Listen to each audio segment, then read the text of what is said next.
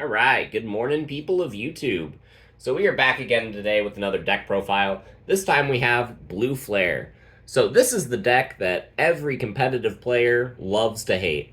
Everybody will tell you that this is a bad deck. I'm here to tell you otherwise. I don't think this deck is going to win Nationals or anything, but I do expect a couple to slip into top 32. This is one of those decks that just people seem to know how to play around it, but by playing around it, you ignore some of your deck's own win conditions and then set up this deck to just kind of clap you anyway. So this is one of those decks that is more of an anti-meta pick than anything, even though I expect it to be existent within the meta. Um, it is a deck to kind of serve to counter some of the things that we are used to seeing. So we will go into some of the new cards. If you like this kind of content, make sure you guys like and subscribe. Without further ado, we'll start with the new Digitama. We got 4 copies of Wanya, and then 1 copy of Upa if you want a 5th egg. If you don't want a 5th egg, you can cut this card entirely. But what Wanya says is if you have a Tamer in play when attacking, draw a card. So it has to be a blue Tamer. Luckily, this deck functions off of having Kiriha in play. So those are great eggs, get you hand advantage, things of that nature. We're going on into the rookies because this is a beatdown deck. You want 4 copies of Gaussmon. When Gaussmon dies, he floats. You play level 4 from your hand. This card is absolutely phenomenal, and you still want 4 copies of this. The new one we got is Dracomon. With this card, it says once per turn, if you play another Digimon that has blue flare in its traits, you get to draw. And then it has an inheritable that says if you play a blue flare Digimon, you get to gain a memory. So whenever you're tucking a card under your white tamer, this is going to be one of the cards that you tuck under, and it's one of the cards that you're pulling under your Digimon with the Metalgreymon plus Cyber Launcher and the Deckergreymon, because this inheritable is absolutely phenomenal. Its main effect is also pretty good, being able to just draw extra cards, gain extra memory, and also being a blue flare piece is absolutely great. So for the rest of the rookies, we are playing Floodgates. I play 3 copies of Sayako. This is mainly in here to stop Greymon X from going into Metalgreymon. It really helps into green as well, like the Bloom Lord stuff. But yeah, this card is really good into Black War Greymon moving forward. And if you're playing a blue base, I suggest you consider adding this to your list. For the last rookie, we're playing 2 copies of Madoki Beta. Generic Memory Floodgate, this card is still really good. Blocks memory boost, things of that nature. So for the level 4s, we got 4 copies of the Greymon. This is a staple because it's a Digicross component. Same with the Male Bergermon, we got 4 copies of that as well. You have to play 4 copies of each of these cards if you're playing Blue Flare. Not only are they main combo pieces, but their inheritable effects are very good. We are playing 3 copies of Deckergreymon.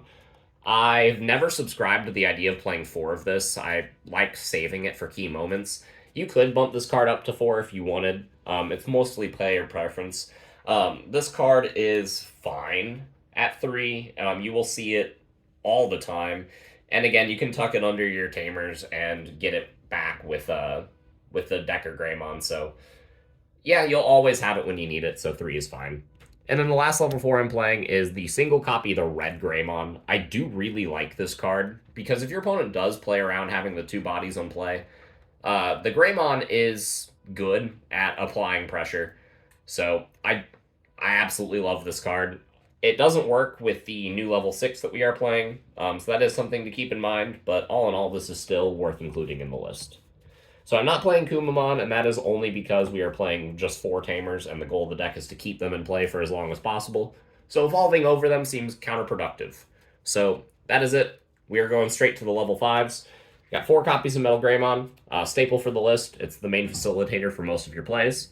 We got 3 copies of Deckergreymon. This card stuns everything that the deck can't deal with.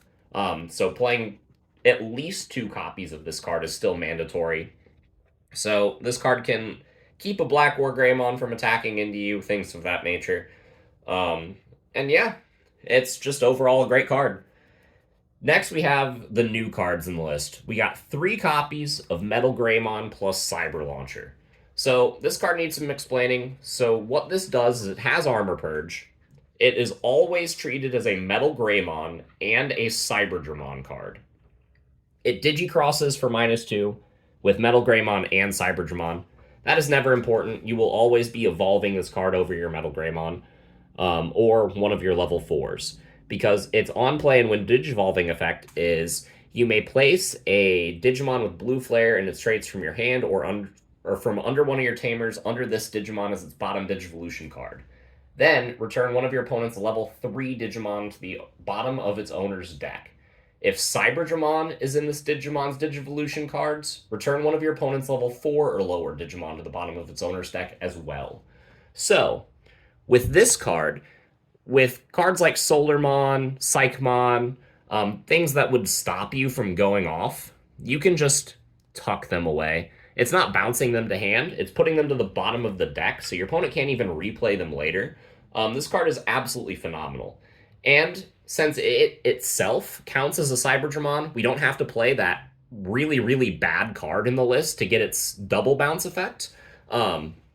Which is absolutely phenomenal. You can tuck on one of these under your White Tamer early game, and then whenever you go to evolve into this, you kind of put this from under the White Tamer get the double bounce, and then you can kind of board control from there. If your opponent tries to reestablish a board, you stun everything, and this card helps you get back into the game whenever you're losing.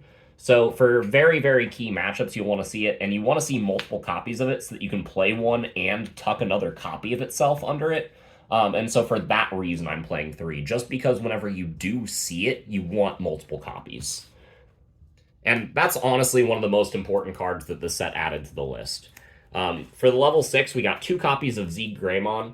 Again, we can tuck this under with the White Tamer, so this card, whenever we use it with like the Cyber Launcher, if we need a big blocker, we can get this under because it's inheritable as blocker if this Digimon contains blue flare.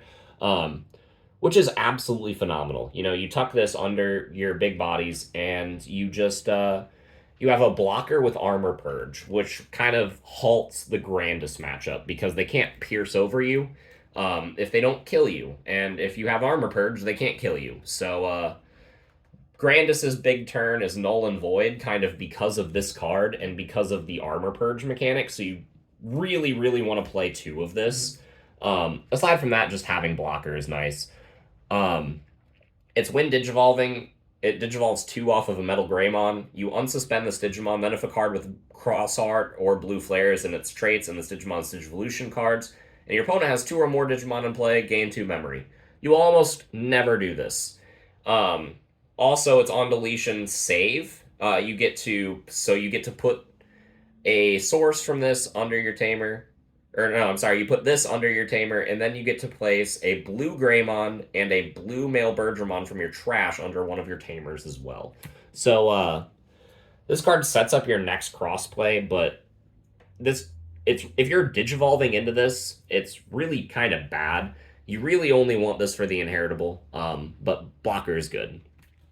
So that's it for the new big boss monsters. For our tamers, we got 4 copies of Kiriha. This card is still the main focal point of the deck.